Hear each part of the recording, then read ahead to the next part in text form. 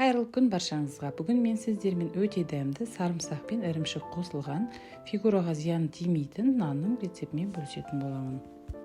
Құрамы мен мөлшерін төмендегі описание бөлімінде жазып қалдырамын. Ал ендеше бастайық. Алдымен ыдысымызға жұмыртқаны, айранды, қопсытқышты, тұзбен кептірілген сарымсақты салып, жақсылап араластырып аламыз.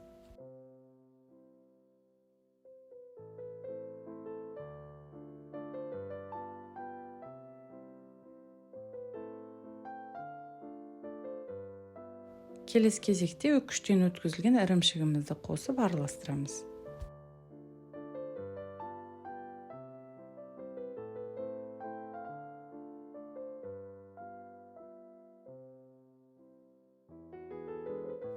Енді ұнымызды салып жақсылап араластырып аламыз.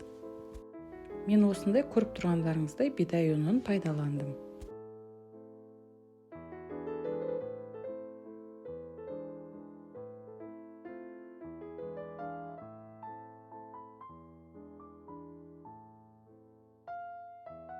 Пергамент төселген ыдысымызға қамырды салып, алдын ала қыздырып алған 180 градус пеште шамамен 50 минут қызарғанша пісіреміз.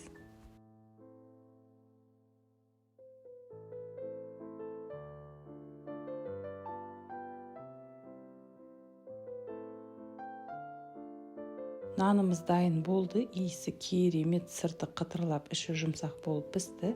Міндетті түрде дайындап көруге кеңес беремін. Видео ұнаса міндетті түрде лайк басып, каналыма жазылып қойыңыздар.